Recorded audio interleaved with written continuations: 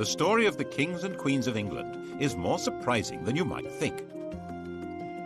It's a fine drama, 1,000 years of tales of lust and betrayal, of heroism and cruelty, of mysteries, murders, tragedies, and triumphs. And it's also quite unlike the history of other countries' royalty. The thing about the kings and queens of England is that they're totally different from anywhere else, which probably explains why they're still in business when almost everywhere else they've either been given the chop or have stopped being regal. This programme looks at England's monarchs from the death of Queen Anne to the accession of Victoria. Well, Britain's monarchs, actually. And if you look at Europe at the start of this story in 1714, you'll see just what I mean. A European king is an absolute ruler. Louis XIV, Peter the Great, Philip V of Spain, Frederick William of Prussia, all men of unlimited power. It's not like that in Britain. Queen Anne has died. There are no Protestant Stuarts left. The Protestant line to the English throne now passes through James's granddaughter, Sophia, who had married a German prince with the title of Elector of Hanover, and then from her to her son George Louis, who's inherited that antiquated title. Into one quarter of the royal coat of arms pops the amazingly complicated device of a 54-year-old German princeling.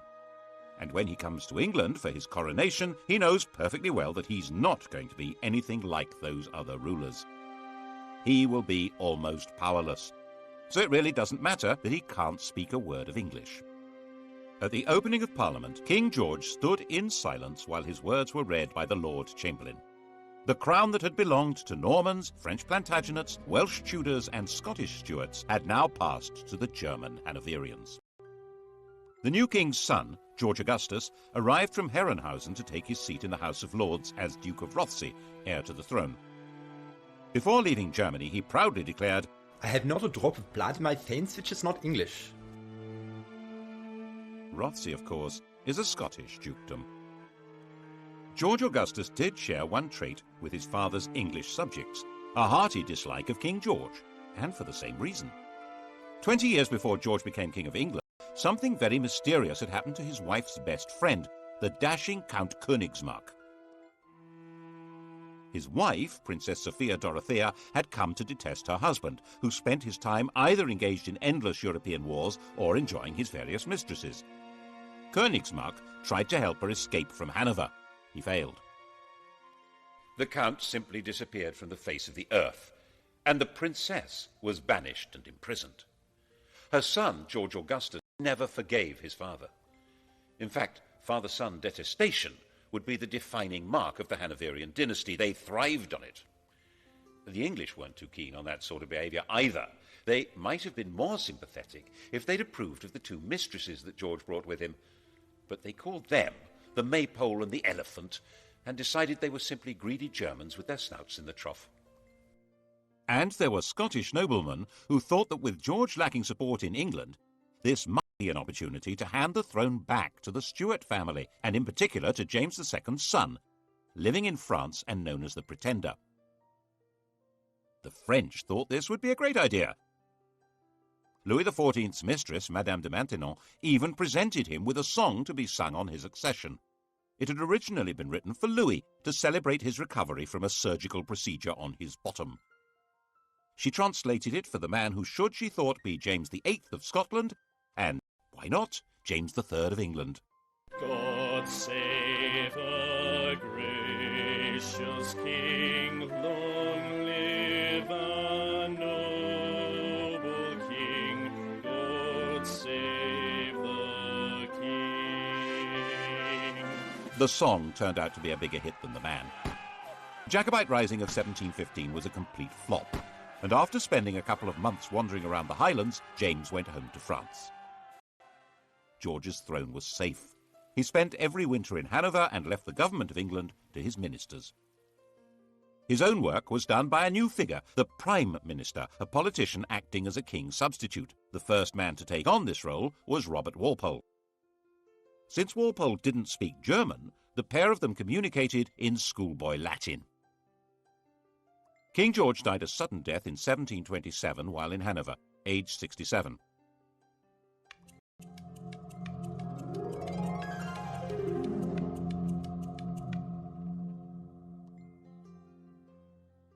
His son was living in Richmond, forbidden by the old man to take any part in court life or even to see his own children. When Walpole came with the news of his father's death, George II appears to have regarded it as a wind-up. "That is one big lie."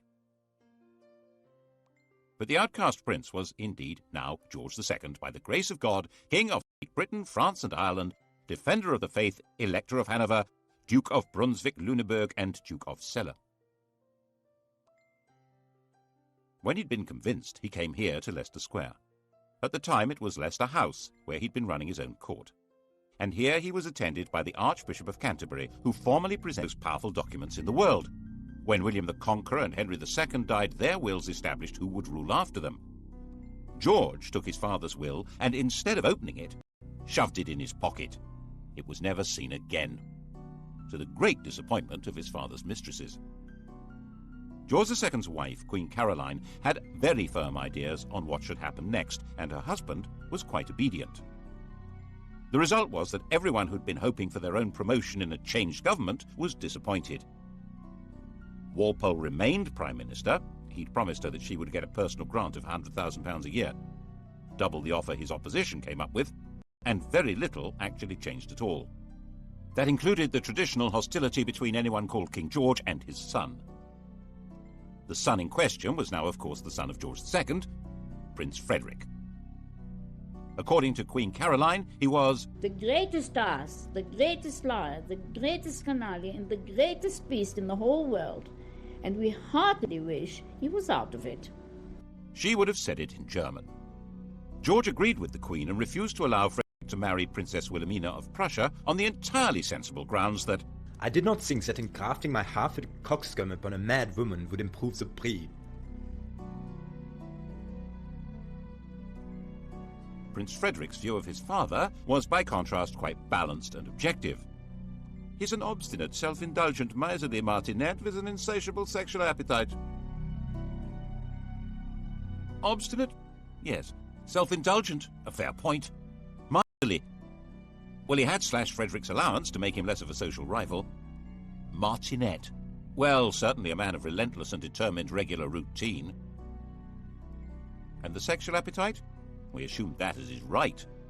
For instance, he began seriously lusting after the beautiful young wife of the Count of Volmoden when he met her in Hanover in 1735, and he told the Queen that, "You must love the Volmoden, for she loves me." The popular view of the king was that he was a randy buffoon. He seems to have been flattered by the jokes about his sexual efforts. As his father had once done, Frederick ran his own alternative court, which was far more popular than the king's. King George II didn't like that. Mein Gott, popularity always makes me sick, but this makes me vomit. The pair of them even patronized rival operatic outfits. The king and his entourage went to see Handel at the Haymarket. Handel had written George's coronation anthems. His music was grand and glorious, altogether suitable for magnifying the greatness of a self-important royal personage.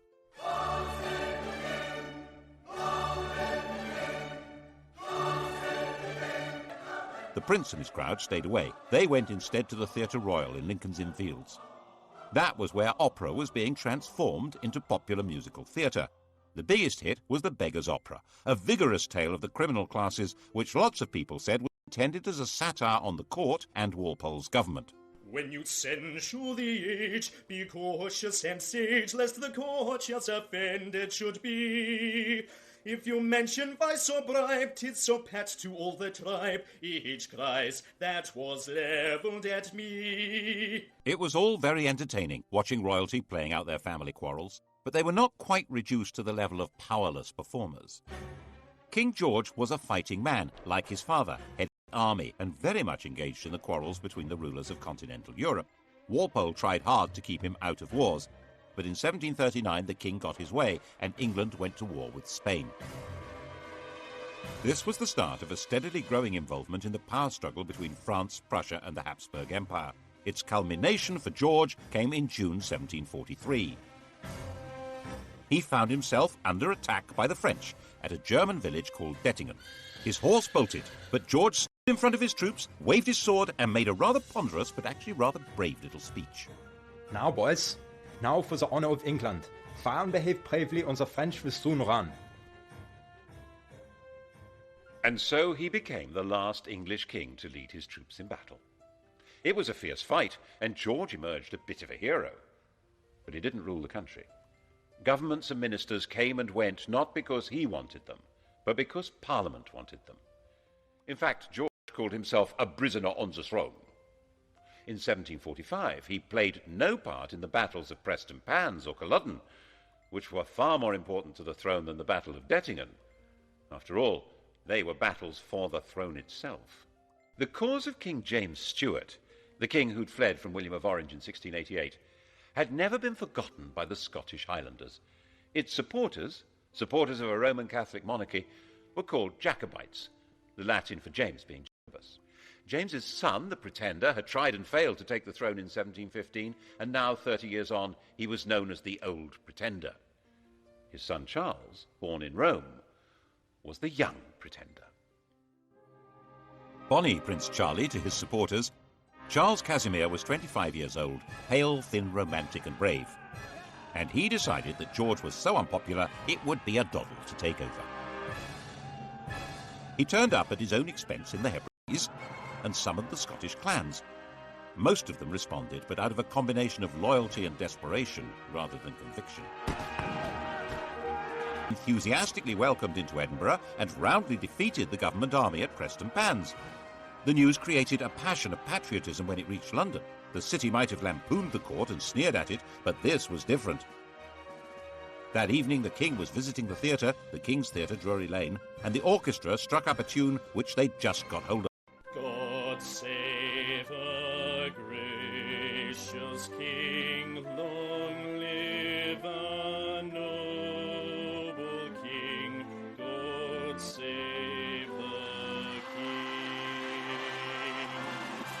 The audience loved it. None of them knew that it had been the Old Pretender's music, or the King of France's. The song had changed sides and became the national anthem. Actually, it became everybody's anthem at one time or another. Frenchmen, Germans, Russians, Swiss, Liechtensteiners, Swedes, Danes and Americans have all swelled with patriotic pride to exactly the same tune. But when God Save the King became London's big hit, it was because no one could see how the king would be saved any other way. Marshal Wade, the best officer in the government army, said that Scotland was lost and England would fall prey to the first comer. Lord, grant that Marshal Wade may by thy mighty aid victory bring. May he sedition hush, and like a torrent rush, rebellious Scots to crush. God save the King. The rebels took Manchester, then Derby. London trembled, but not as much as the clansmen. They'd marched expecting England to rise in their support and the French to invade. Instead, they had no support at all. Most fundamentally, they realized that the English would never accept a Roman Catholic king. They'd outflanked a large English army, but it was now on their tail, and another was coming up from London. So back they went, and the clansmen were finally slaughtered in their thousands at Culloden in April 1746. Charles hid out for months in the Scottish Islands, hunted through the mountains by troops and with a price on his head, but protected by tribal loyalties until he finally escaped back to France. And the clan culture of the Highlands was systematically and ruthlessly extirpated. Clans were dispersed, their leaders imprisoned or executed, plaid and weaponry and bagpipes were banned. The would-be Charles III made a bizarre secret return to England in 1750, where he converted to Protestantism and expected this would encourage his supporters to have more hope. They were more impressed by his degree of attachment to the bottle, not so much the king over. George also found his other great enemy removed. His son Frederick died in 1751. He'd been hit hard in the stomach by a tennis ball, and the resulting abdominal ulcer burst and killed him. The new heir to the throne was a 12-year-old child, Frederick's son, George. But the great problems of the kingdom were outside the king's grasp. His country was now a great imperial trading power, with huge involvements in India, the East Indies, North America, and the Mediterranean. So was France. At the same time, continental Europe was constantly boiling over into war, and Hanover was in the middle of that. In 1756, the great powers finally locked horns in a do-or-die struggle that would girdle the whole world. This would become the 7 Years' War. It was truly the First World War. Britain fought in the name of its king, but that king now neither directed policy nor took part in the battles. A new world. In fact, affairs were so far out of the king's control that when he dismissed ministers he didn't like, they came right back again. So far as the English were concerned, this was just how things ought to be. Englishmen were entitled to liberty. The despots were on the other side, Catholic France and Austria. Their whole life, commerce, industry, and fighting force was directed by royal tyrants who ruled over starving and powerless peasants. And on the other side, Protestant Britain, whose commerce was run by men of business, whose industry was directed by free tradesmen, whose army and navy were run by heroes and manned by proud free men, and whose court was the centre of society, not of autocratic power. And that was how many of the British really did see it. Of course, they were also fighting with despotic Prussia, but that was a minor detail. The general perception was that this was a war of free Britons against European despots. Poor George died at the height of the war in 1760, and it didn't matter at all.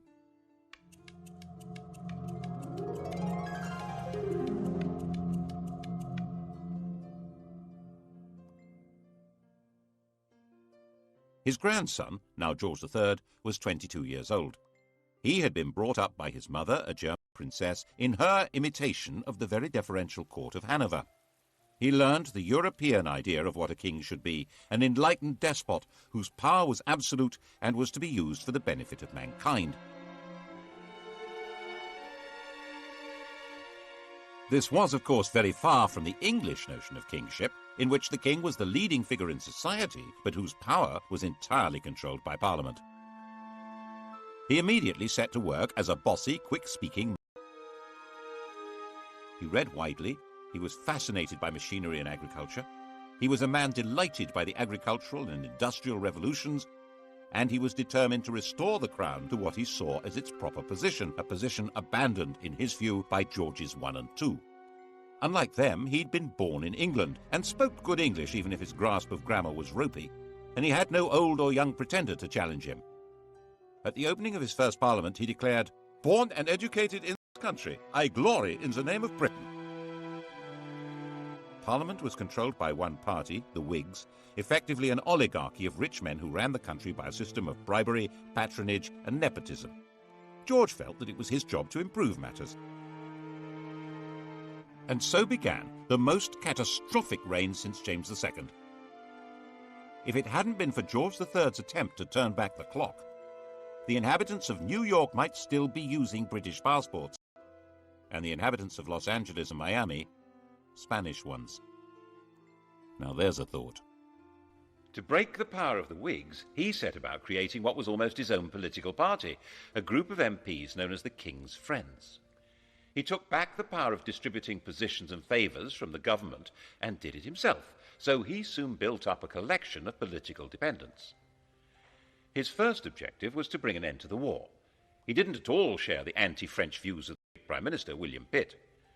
It took a lot of political manipulation, but in 1763, with Pitt removed from power, a peace treaty was signed. By this stage, the war had actually been won. Pitt's policies had resulted in Britain becoming the dominant colonial power in the world. Britain was more or less undisputed ruler of North America, India, the Caribbean, and much besides. And George took the credit, the glory, and tried to take control. At the end of the 7 Years' War in 1763, the King of England ruled over more of the world than any man since Genghis Khan, an empire about 5 times larger than Rome. Of course, he wasn't in the position of an Asiatic tyrant, or even your common or garden European despot. His control would have to be through Parliament. His power was limited to choosing ministers, and even that wouldn't work if Parliament and the country wouldn't stomach them, as George kept finding out. His solution was to do all he could to increase his own influence in Parliament, in effect get stuck right into political intrigues. Since it was illegal to report parliamentary debates, people became very suspicious of what was going on. He spent huge sums on trying to influence elections and would even personally go out canvassing. On one occasion, for instance, bustling into a draper's shop, saying, "The Queen wants a gown," announcing who to vote for, and rushing out again. When things went wrong. When Parliament rejected a bill that would have helped the Spitalfields weavers, the weavers marched off to find the king at Wimbledon. Shades of the Peasants' Revolt. George listened to their complaints and persuaded them to go back home. But when they realized he wasn't going to help, they rioted, and he personally ordered out the troops. He said he would put himself at the head of the army or do anything else to save his country. He also had a hand in creating the notorious Stamp Act of 1765, which tried to make the English colonists in America pay a tax on paper. This was the moment at which the whole language of politics began to change. One Virginia colonist declared, "Caesar had his Brutus, Charles I his Cromwell. May George III profit from their example." The Cromwellian revolution of the previous century had certainly been driven by the connection between taxation and liberty. The issue now was that the 13 English colonies in America had their own governments, run by their own local oligarchies, and raising their own taxes. The idea that they could be taxed by the oligarchy in London, headed by the king, was totally outrageous. They would have no way to influence what was done or what they had to pay. Colonists who supported the government were threatened by their compatriots. Some were tarred and feathered. And by the time the act came into effect, there wasn't a single person who'd accepted the job of commissioner to collect the tax. It had to be repealed. There was similar alarm in England, as in his attempt to control Parliament, George arrested his leading critic there, John Wilkes. Mobs rioted in the name of Wilkes and liberty and threatened the king. Wilkes was released, and it was established that there was a legal right to report and criticise what happened in Parliament. But by 1770, he had created the political system he wanted. The political parties had collapsed, and he had a docile chief minister, Lord North, with a parliamentary majority through whom he could run things the way he thought they should be. George liked running things. Popularly known as Farmer George, he took a very close interest in modern farming methods, developing animal breeds and new crops. These were the same modern farming methods which, by enclosing common lands and creating large self-contained farms, were breaking up village communities all over England and creating a new class of half-starved, landless wage labourers. Bad harvest didn't help, nor did a collapse in trade. The colonists in America were showing their anger by refusing to import anything from Britain.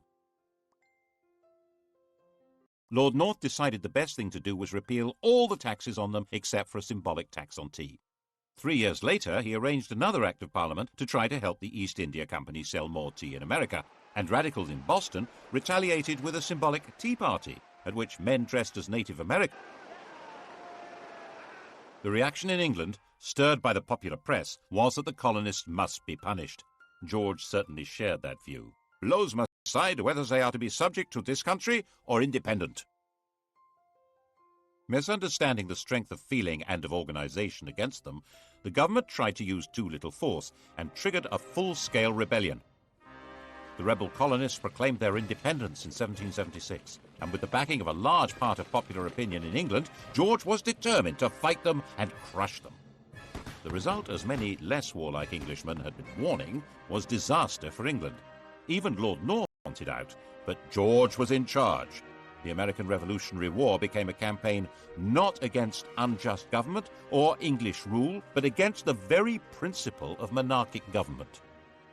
George's determination to be active in government and place himself at the heart of politics created a new republican movement, a language in which to attack the rule of kings. The Peace of Versailles in 1783 forced Britain to recognise the United States of America. 6 years later, our host at Versailles, Louis XVI of France, was himself called on by a revolutionary crowd who carried him off and set up their own republic. The process of destroying monarchy was underway. Did George understand what he'd done? He certainly fretted about the American disaster, and perhaps it was his own sense of failure that made him display signs of mental disturbance in 1788, talking incessantly and behaving oddly. His doctor thought making him bleed would help. When that failed, the Prince of Wales took over the treatment. The Prince of Wales was 26 years old, a dashing if rather fat man about town, and in the grand tradition of their Hanoverian ancestors, King George and his son hated each other. The prince lived in the house bought for his mother, the Duke of Buckingham's magnificent home near St James's Park. It was still called Buckingham House. He liked it so much he eventually built a rather dull palace for it.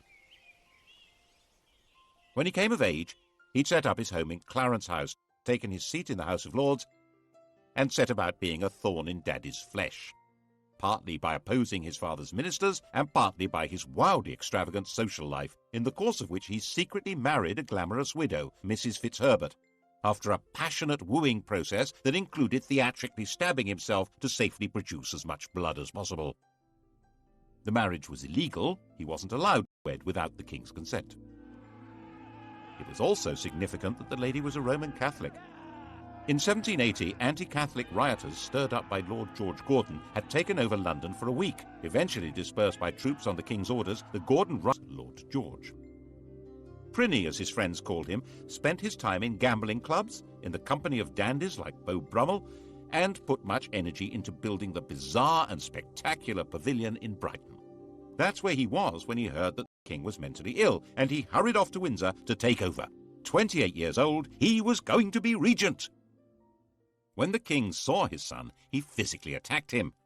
He threw Prinny against a wall. The poor boy burst into tears. There was then a huge political battle over what powers the regent would be allowed to have. His own bunch of politicians led by Fox on one side and the king's led by Pitt on the other.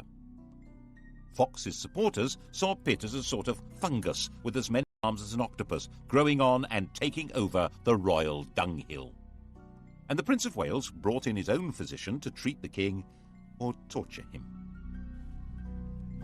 The royal physicians blistered the king's forehead to draw the poison out of his brain, forced him to take useless drugs, ordering servants to sit on the king when he resisted, and refused to let him have a fire in his room during the terribly cold winter. All this when the country was anticipating French invasion and radical revolution, and volunteer regiments were being formed as a desperate line of defense. Very desperate. Finally, new physicians were brought in who gave the king gentler treatment, and he recovered.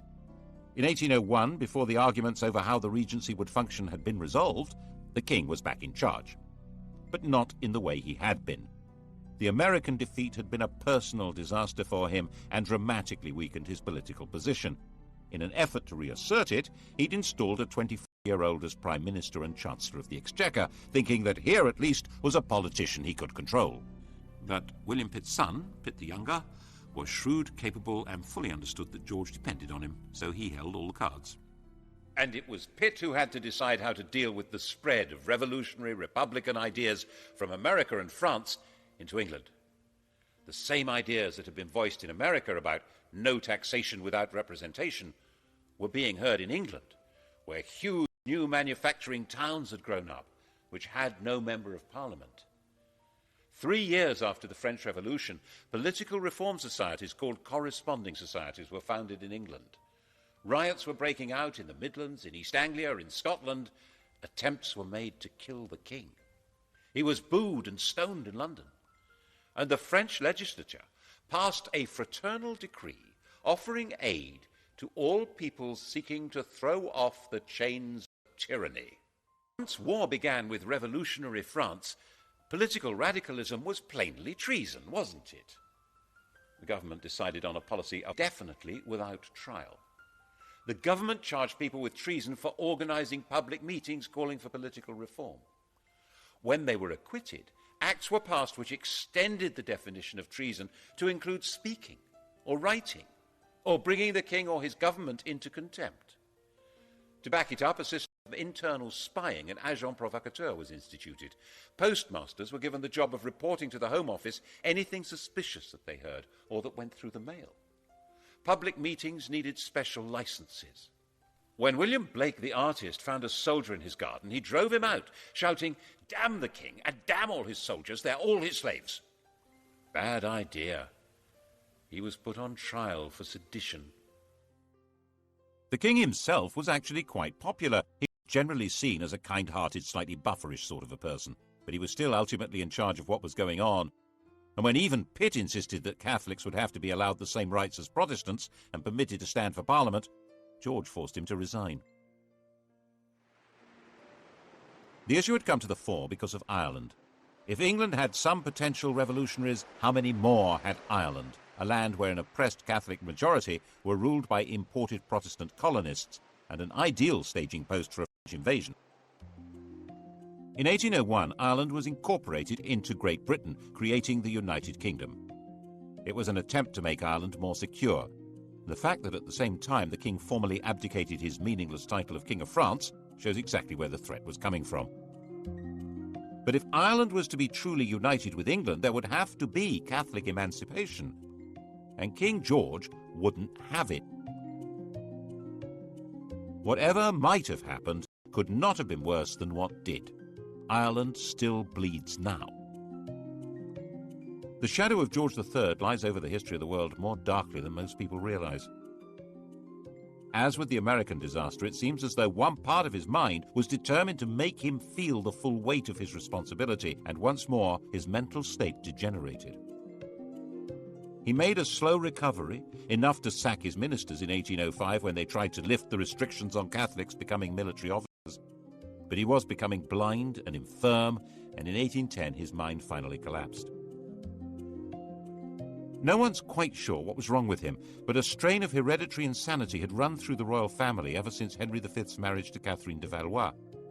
Blind and deaf, suffering from abdominal pains and dementia, his body lived on, but his reign was over. Prinny took over at last.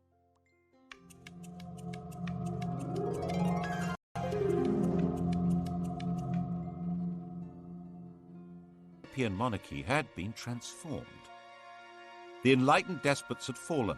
Napoleon's empire had swallowed them up, replacing them with dictators from his own family or under his control. Even Hanover had been overwhelmed. The Tsar still survived, but Napoleon was about to invade Russia. Britain stood virtually alone.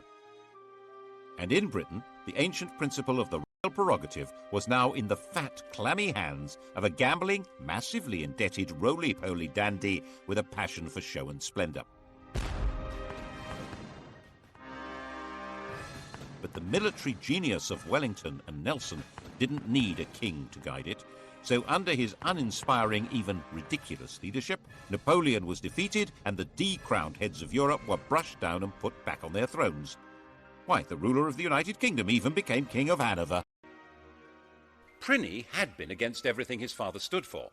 But now he was in power, he suddenly adopted all his father's political principles, especially his determined opposition to letting Catholics have civil rights and to any reform of Parliament. Elections were basically a farce, with some MPs representing constituencies with almost no voters, and the vast majority of people unrepresented. The king thought this was fine. Lots of other people didn't.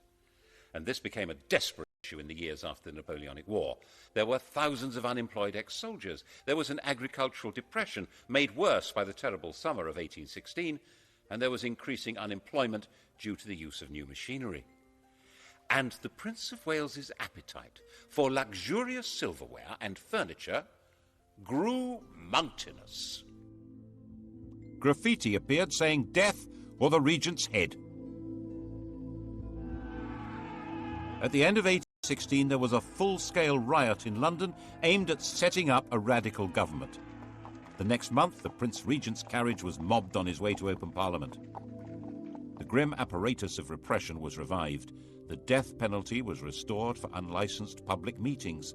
Printers of seditious material were to be seized. There was plenty of seditious material. The Prince Regent was a laughingstock. The flood of caricatures and satires was unstoppable. Extravagance was spectacular. A few years earlier, the government had agreed to clear his huge debts on condition that he made a legal marriage. The victim selected was his cousin Caroline of Brunswick, a charming, friendly and unassuming young lady who was also a bit of an exhibitionist. He spent the wedding night drunk. After 9 months to the day, Caroline gave birth to a daughter, but by then her husband had long abandoned her. He devoted himself to the pursuit of motherly mistresses and treated Caroline with a and the Brighton Pavilion made that declaration loud and clear. George III finally died in 1820, having notionally reigned for 60 years, the longest reign until Victoria. And he was 81, the longest life of any British ruler so far.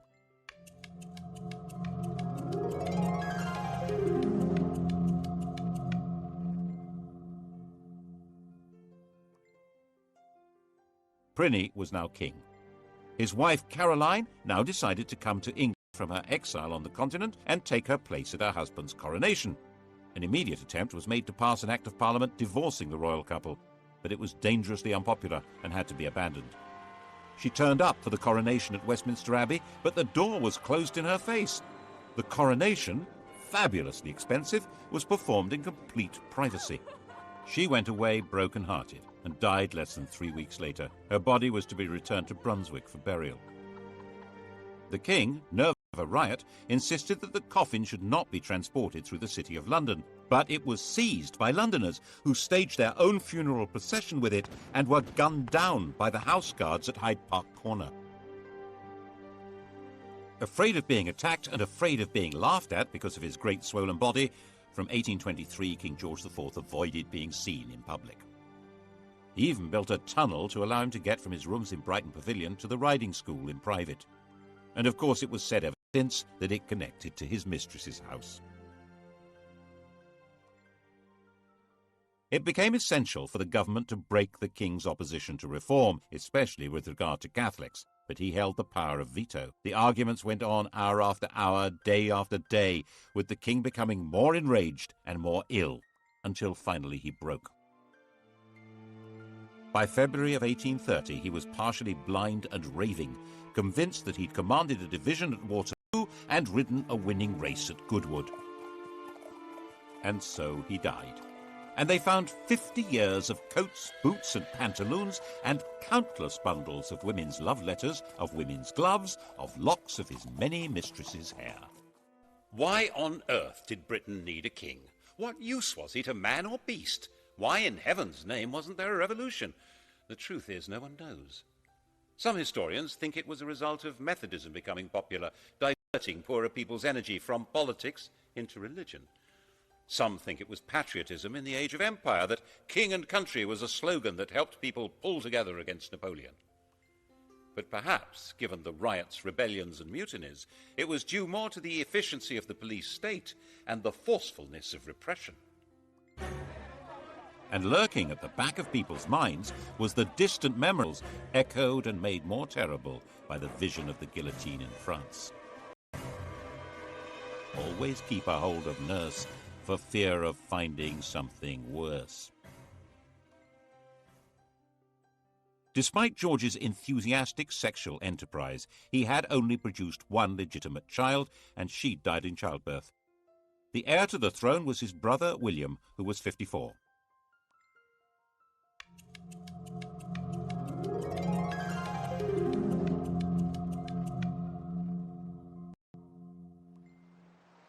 He had been sent into the Navy as a young man, where he developed into a severe disciplinarian and a stickler for etiquette.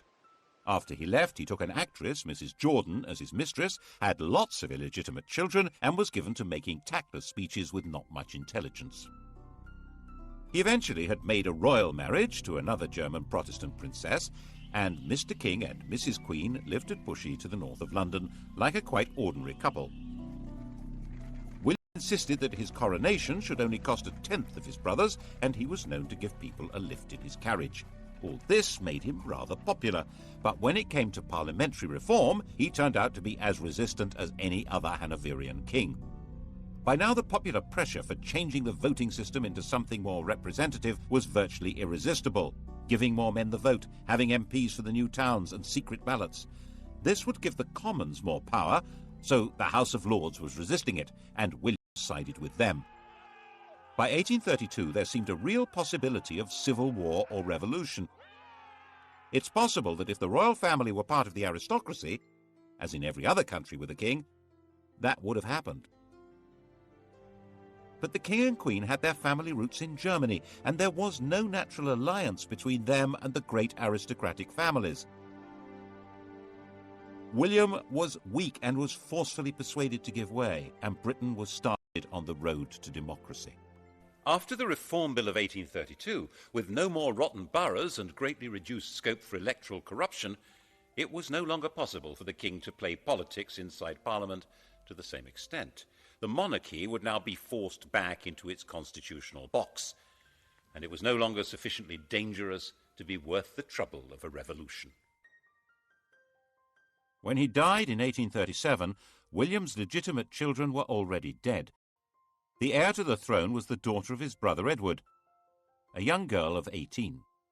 She would make a demure and pretty little queen who could leave the business of running England to the professionals. Couldn't she?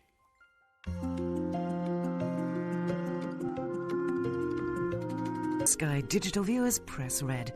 On UK TV History next, the modern kings and queens of England coming up here on History, and starting on documentary, The Best of British. Blue Planet.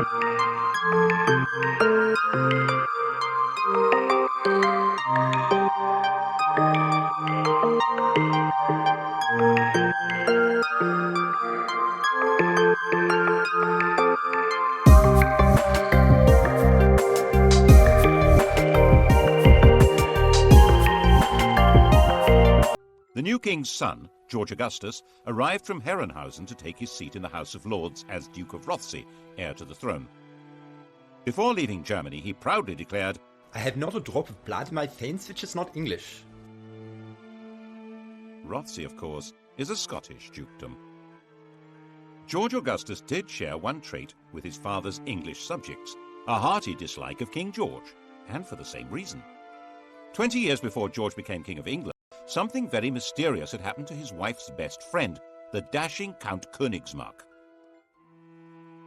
His wife, Princess Sophia Dorothea, had come to detest her husband, who spent his time either engaged in endless European wars or enjoying his various mistresses. Königsmarck tried to help her escape from Hanover. He failed. The Count simply disappeared from the face of the earth, and the princess was banished and imprisoned. Her son, George Augustus, never forgave his father. In fact, father-son detestation would be the defining mark of the Hanoverian dynasty. They thrived on it. The English were